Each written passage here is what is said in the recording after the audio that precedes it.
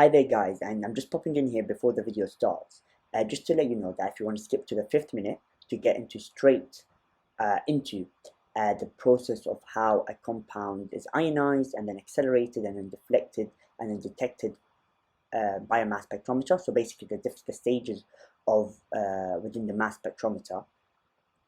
If that's around the 5th minute, if you want to skip to the juicy part of how each peak is formed, that's around the 10th minute, around 10 minutes 30 seconds. And if you want to skip straight into how the peak at 22 is formed, that is around the 20th minute.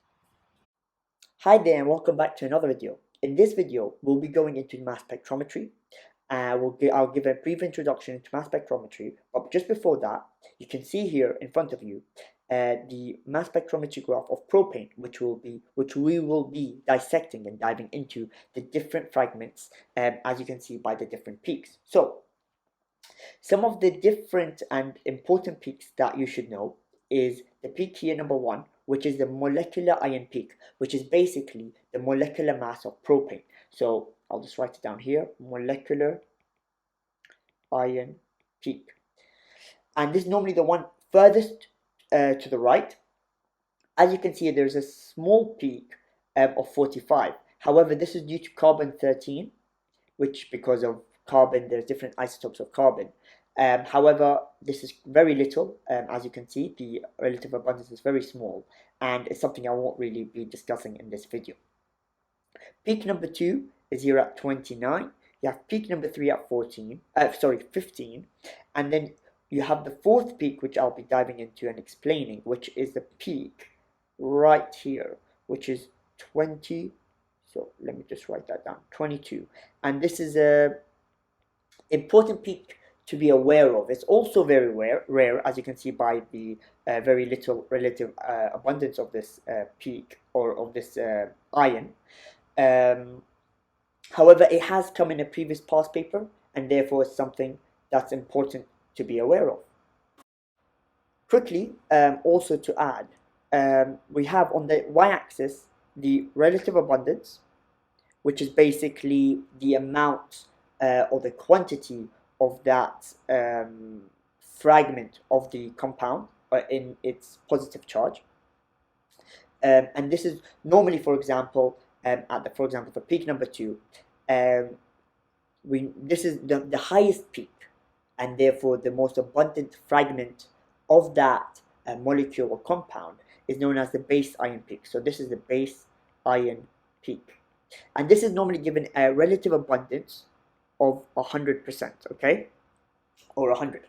So all the other peaks, their percentage is in relation or is relative to that base ion peak, because the base ion peak is given a relative abundance of 100%, and therefore everything now is related, or all the other peaks percentages is related to that peak.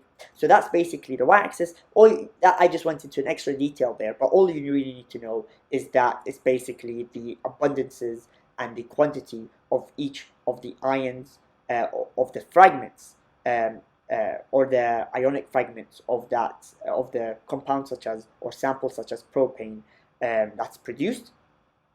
And on the x-axis we have the m/z ratio, which is the mass over charge ratio, and normally, which I'll dive into, the charge is normally just +1, and therefore it's just basically the molecular mass. Of course, if the charge, let's say, is greater than 1, so then it will be that mass of that fragment divided by 2, because it's mass over charge, m/z. But normally it's +1, and therefore just the mass of that fragment which is produced and detected in the mass spectrometer will only be divided by 1, and therefore you just normally get the molecular mass of that fragment.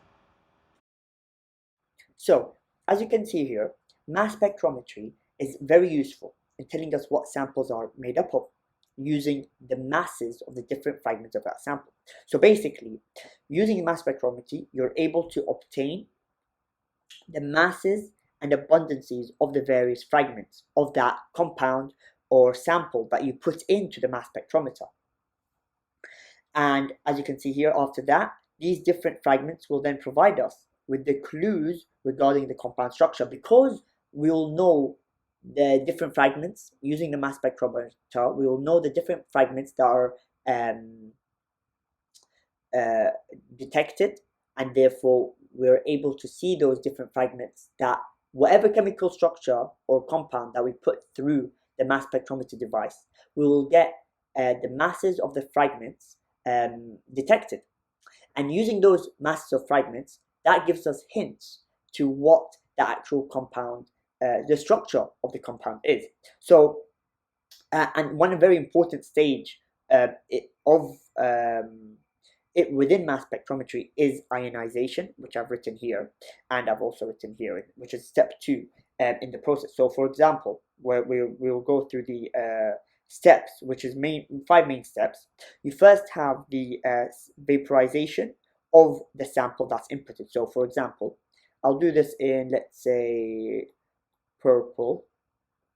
So here you have the sample being injected into the mass spectrometer, and the sample can be very, very tiny, like very little is needed. Like, for example, 1 microgram or even less of a certain sample, which then will provide you with a good data to read from. Once the sample is put through this, it is heated and vaporized using a very heated probe, and it's vaporized within this chamber right here. So I'll do this also in purple. You have this chamber here. The sample is put through and it is vaporized. You then have the ionization stage, which is very important, which is, I'll do this in orange because I've been writing ionization for some reason in orange. You have this filament here. So this is a filament that produces electrons. These electrons, so electrons are produced, will then bombard the compound. So let's say you have, CH3CH2, although we're doing propane, but let's say, so if I can get an eraser, it's ethane, which is CH3 or C2H6.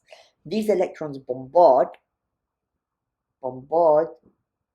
ethane or whatever structure or compound you put in the mass spectrometer, and because these electrons bombard it, it will knock out one of the electrons within the actual molecule, which could be from the different shells, or it could be between different, so it could be either between C and C or the C and H bond. Once the electrons bombard the molecule and they knock out the electrons within the molecule or the compound within the mass spectrometer becomes ionized and becomes positively charged because an electron is knocked out. Once it's positively charged, it is then gone to the third stage, which is here. The third stage is the acceleration of the molecular ion. So because it's positively charged, it is then put through an electric field, which is heavily, as you can see, negatively charged, thus accelerating these positive ions through the mass spectrometer device into, so this we said here is the electric field. Then after the electric field, you then get the magnetic field here. So magnetic field. And thus, the ions, once they reach the magnetic field, depending on their mass and their charge, they are then deflected in relation to their mass and charge. So for example, so if we can do this, so once the molecule, let's say, is here, depending on their mass, so I think it is the lighter the mass, so the lighter the mass and the greater the charge, the more it is deflected. So the more it is deflected, depending if they have lower mass and higher charge, because if the mass is less, it's deflected. It's easier to be deflected. However, a higher mass and a lower charge, it goes more straight, and it's not as deflected. And then here, at the final stage, right here, so that's the deflection in the magnetic field, and then finally you have the detection of the fragments of the compound in the detector area, which is around here, and that's where it's detected, and that's then goes into some sort of software on a computer to then give you a mass spectrometer graph that you saw earlier.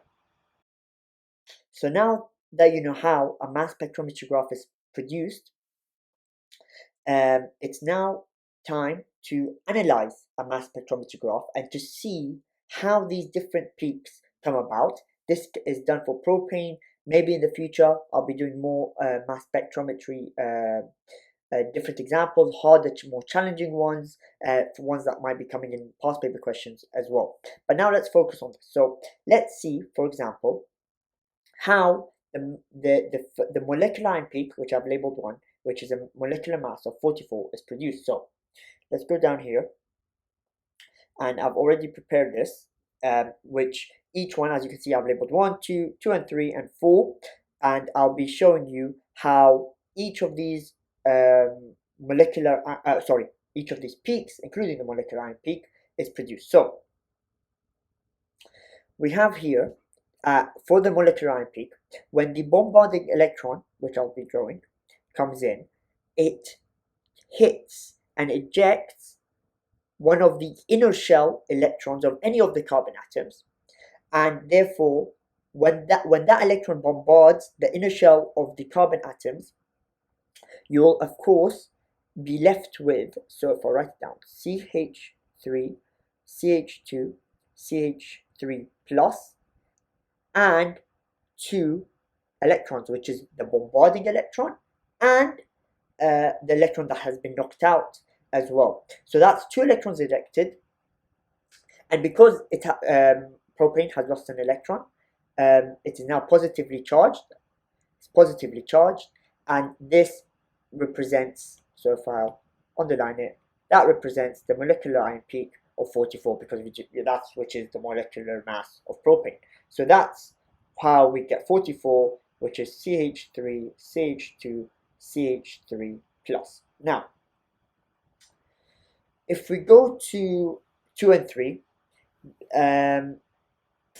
I'll do that in its own area right here, where we have the bombarding electron again.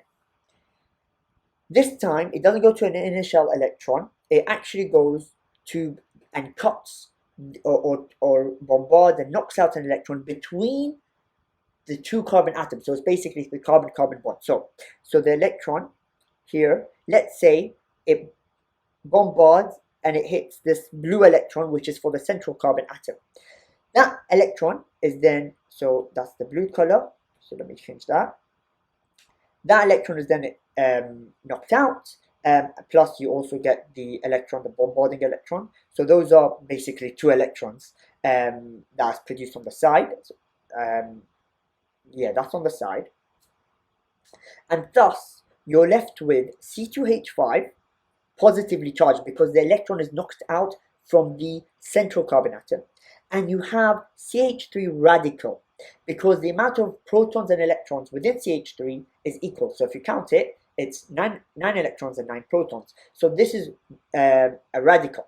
And radicals, just to let you know, are not detected on a mass spectrum. And I want you guys to see why free radicals are not detected. I want you to answer that in the comment section below. Now, so this produces the peak, which I labeled 2, which is of mass number 29, because if you think about it, C2H5, which is in front of you here, C2H5 plus, if you calculate that molecular mass, it's 29. So now, when we come to this one here, this is labeled 3. Okay, we have instead this time the electron not targeting the, so let me erase that. Instead of this time, it will be targeting the green one. It bombards and it knocks out the green one. When it knocks out the green one, you will then get, because now it's the green electron that's lost, so if we just draw that green electron here, plus an electron, this will be positive charge, this will be the free radical, and thus you'll get a peak at 15, because CH3 plus molecular mass is 15. So now you understand how the peak label 2 comes about, and the peak label 3 comes about. So if we go back here, we now know how 29, which is C2H5 plus, and we know 15, which is CH3 plus. Okay, now that is done, let's quickly talk about 14. 14, if you think about it, CH3 minus a hydrogen is CH2, and therefore 14 is actually CH2 plus. And this comes about, let me show you down here, CH2 plus. So this comes about when what happens is, let me draw it on number 4. Although number 4, we're mainly doing it for the peak at 22, but I'll just quickly show you 14. It's when the electron, so let me do that in black. The electron bombards here, so it breaks this bond between this carbon atom. So it'll be this carbon atom and this carbon atom. It breaks that CC bond, and another electron also breaks this between this carbon atom and this carbon atom. So when those break, if you think about it, that CH2 plus is formed, it is produced in the middle, and therefore you get the molecular peak at 14. However, this is kind of rare because there's 2 electrons and you need 2 electrons for this to happen, and therefore it is a very small peak of CH2 plus. You also have decreasing peaks just by 1, such as these peaks right here. So for if you have 28, you have 27, you can even go lower. You have here 43, which is just 1 less than 44, and this comes about because of, if you think about it again, what are you losing? You're losing a hydrogen. So it's basically 1 less hydrogen from, you know, from 44, which makes it 43. Yeah, so that's when it comes to those reducing peaks by 1, it is basically just a hydrogen being lost. So for example, let me draw it again here. You have the electron coming and knocking this electron out, breaking the CH bond, and therefore that hydrogen is gone. You will be left with C3H7, so yeah, which makes sense because it's just minus 1 hydrogen, and therefore you get that peak at 43. So for example, if we go back here, this peak here at 43 is C3H7 plus, or if you want to break it down, it'll be like CH3, CH2, CH2 plus. Now, when we come down to C2H5 plus again, so why you might get a 28 and a 27 peak is because not only an electron, again, let's go here, an electron breaks the bond here, but it also, you have another electron that breaks the bond here, gets rid of that between that CH bond. So you have that CC bond breaking, you have that CH bond breaking, and therefore no, sorry, so I'm talking about the 29, why we get the 28. So if we get that broken, so then we'll have C2H5, so that will leave that will create a C2H5, or this is basically C2H5, and you have another electron that then breaks this, for example, this bond here between this between this carbon and hydrogen. So for example, just let me label it for you, between this carbon and hydrogen. So then you're left with C2H4 plus, if you know what I'm trying to say.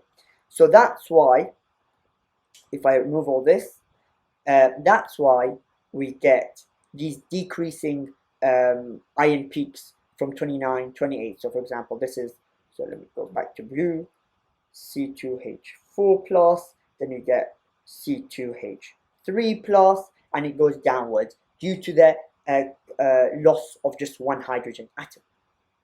Now, let's go to 22. Why we get the molecular ion peak at 22. Before I do that, let me just finish this. So this could be C2H5 plus, plus of course you have the CH3 radical, so that's a radical, and then you have, or you could have the CH3 plus C2H5 radical. Of course, in both cases you have 2 electrons that is lost, and that is, you get that 29 and you get this 15. These are of course not detected, so this guy and this guy are not detected. So why we get the 22 peak? So it's something that, you know, you might be able to get it, but it does require some thought. So you have, the way this happens is when the electron bombards the inner shell. That's why it's very rare. As you can see, it's a very, very small peak over here. So you can see right here, it's quite small peak. And it's very rare. Why? Because it's very difficult for it to happen. So an electron needs to bombard and pick out, for example, this electron. And you also need another electron come here and bombard this electron. I don't know why these 2 electrons, I circled them, but don't worry about that. So an electron bombards and breaks, cuts out or knocks out this electron or red electron for this carbon atom. When this happens, if you think about it, that's 4 electrons that's like byproducts. So that's 2 bombarding electrons and 2 electrons that's knocked out. So 4 electrons are like byproducts, or 2 electrons are knocked out. You're right. So 2 electrons, let me go back to my orange, 2 electrons are knocked out. So if 2 electrons are knocked out,